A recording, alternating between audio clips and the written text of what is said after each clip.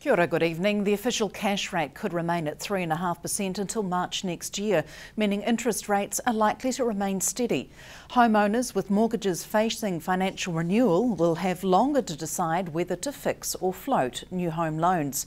The Reserve Bank is taking a longer pause in its monetary policy tightening cycle, buffering the New Zealand economy from lower dairy prices and continued growth in the dollar. Recent statistics released that show more people are working and unemployment rates have fallen to 5.6% have also not prompted the Reserve Bank to alter its stance to hold steady. The Internet Mana Party roadshow stopped off in the city last night, hosting over 100 at a public meeting. Hunter Andrews went along. Love him or hate him, Kim.com and the Internet Mana Party are riding high in the headlines and edging up in the polls, with the latest Colmar-Brunton poll seeing 2 MPs in the next parliament if Mana Party leader Hone Harawira secures Titai Tokorau. Around 120 of all ages gathered on a cold night in Invercargill to hear from .com and Internet Mana. The audience first heard from candidates, then the man himself, and within half a minute Prime Minister John Key's name popped up in .com's address. The Prime Minister wants to make you believe that this party is all about me fighting my extradition. It's completely wrong. I'm not fighting my extradition politically, I'm fighting it in court, and in court I have won 8 times already against this government, and I will keep winning, and I will beat this government and the US government with the judicial system. I don't need a political party to do that. Also, what the Prime Minister conveniently forgets to mention is that Crown Law over a year ago offered my lawyers a deal and said if I would accept some minor copyright charge in New Zealand, all of this could go away. I told them to go away. The German internet mogul is wanted in the US and is currently fighting extradition, a fight he says he's winning, likening piracy complaints by Hollywood to candle makers contesting the creators of the light bulb, claiming no responsibility for the illegal acts of some of the millions of users of his mega upload site. He says the case is all about the technology he created. My legal requirement was when I was informed, or my company was informed about copyright infringement, that we act to take things down. And we have always done this. What this whole case against me really is about this innovation that I've created that interferes with the existing business model of Hollywood. It's kind of like the candlestick maker protesting against the light bulb innovation. That's what's happening here. Amongst Internet Mana policies, the party is promising cheaper high-speed internet for all, less surveillance, more high-tech jobs, clean and green technology to reduce social inequality and copyright reform. The Internet Mana Party continues tonight in Dunedin and finishes in Tauranga on the 31st of this month. Hunter Andrews, South Today News.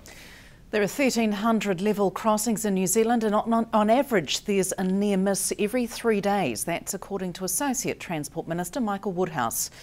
This week is Rail Safety Week, and it's a reminder for all drivers, cyclists and pedestrians to stay alert around level crossings.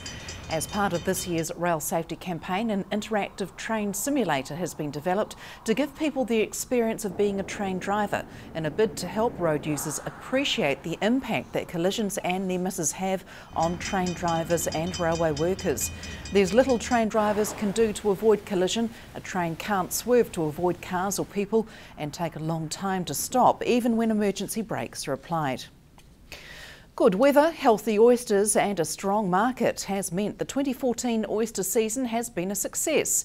This year, a sustainable 13.2 million oysters have been harvested, below the 15 million quota available, and sale indicators show over a quarter of those are consumed in Southland. It's a wee bit different now at the tail end of the season. Oysters probably aren't quite as good as they were, and the weather's obviously playing a major factor in the season now. You would have been finished a few weeks ago had it not been for the weather. We should have been finished probably 10 days ago, but yeah, just the weather, we just sort of just take it as it comes. But yeah, we've got to the end of the month, so there's no rush really, just take our time.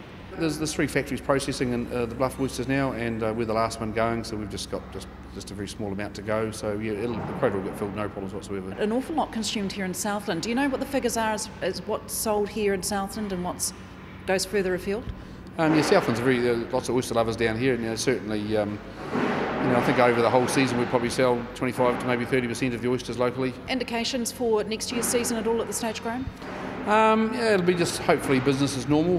The big factor in the fishery is the bonamia, which is oyster-specific disease. It's been in the fishery for a long time, and I think the science is saying this year we probably have slightly elevated levels this year than what we've had over the last 4 or 5 year cycle, but certainly nothing catastrophic like we had sort of in the 90s or in the 2000s. So we're doing a lot of work around that and develop some new technology for detecting it in conjunction with NIWA and things. So it's just to sort of manage it and to see how we go. Yeah.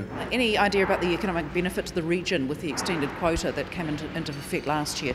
We have 50 people in this factory here for the bulk of the 6 months, as well as the other 2 factories around. So yeah, it's a good little income earner. Stay with us after the break. We step into the ring ahead of this weekend's Fight for Kids fundraiser.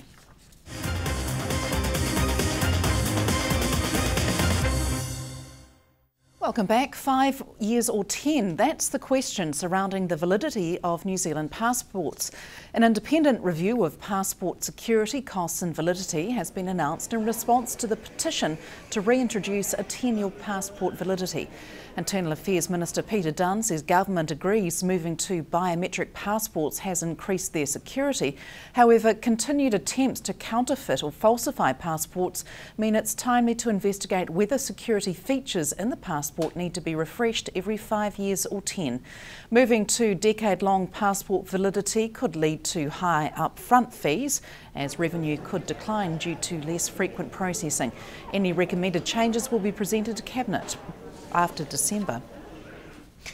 Blue Corner trainer and Fight for Kids co-organiser Steve Boucher says his fighters are ready and raring to go ahead of Saturday night's 2014 edition of Fight for Kids. Mr Boucher says he and fellow organiser Dave Bartley, trainer of the Red Corner, are looking forward to a great evening's entertainment. And Mr Boucher says it's all for a great cause, Ruru School. Hunter Andrews went along to one of the last training sessions to see how the fighters were faring. For the last 13 weeks, they've had 2 weeks in the gym here working skills and basic boxing skills, and we've left their fitness work up to themselves, in their own time. We'd rather spend the time in the gym working on their skills and bringing them up to look after themselves. A bit of defence work, a bit of attack work. How do you pick your fighters initially? Initially, we run ads in the paper asking for applicants when it's getting near Fight for Kids time. And this year we had maybe up to just over 120 entries this year, I think. We sit down, Dave and myself, we sit down and we try and pick the closest matches we can get with age, height, sporting experience and weight. And we pick them off the paper, so it's a bit of a surprise sometimes when you see them in the gym for the first time. All right, you're the blue team. Any thoughts on what's happening with the red? Pretty secretive training.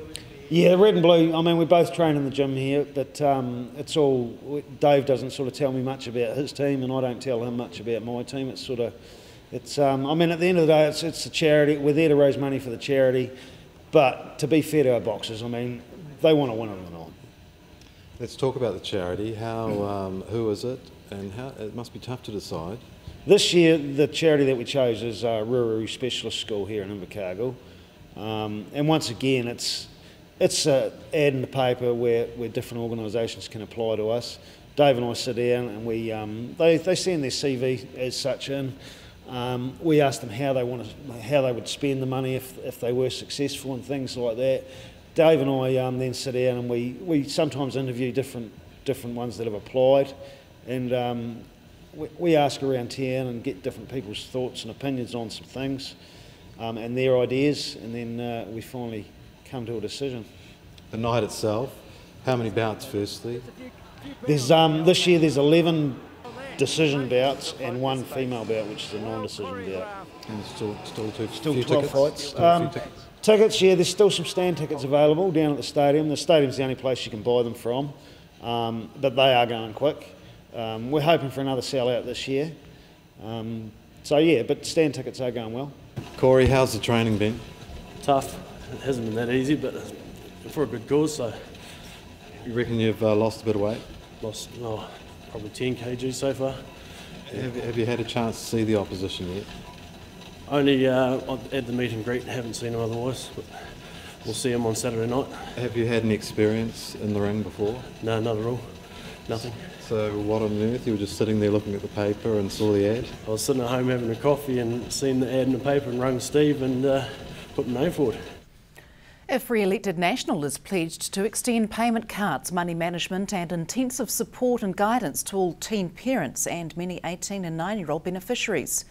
National introduced the youth service approach in 2012 for 16 and 17-year-olds and for teen parents up to 18. The service involves mentoring and advice, money management, budgeting and parenting obligations. Under the new policy, Work and Income will assess all under-20s who are seeking a benefit. Those with more complex needs will be referred to a youth service provider where they'll receive intensive support with guidance together with budgeting support and the use of a payment card. Kiwis are taking the good economic news to the car sales lot, with the sales of used import vehicles up 25% this July compared to the same last month. Motor Trade Association Chief Executive Rob McGregor says the surge in the market for passenger cars has been consistently building this year, with 12,052 used imports coming off the ships and onto the market last month alone. The MTA boss says that this July saw the most used imports since March 2006, with a 12% jump on the month before. The market is still almost 3,000 units off setting a new overall record set in March 2004, when the Japanese used import market was at its peak, selling almost 15,000 vehicles. Next on Sport, post-match reaction from the Stags' final hit-out against Otago in Alexandra. That's after the weather next. From the news team, good night.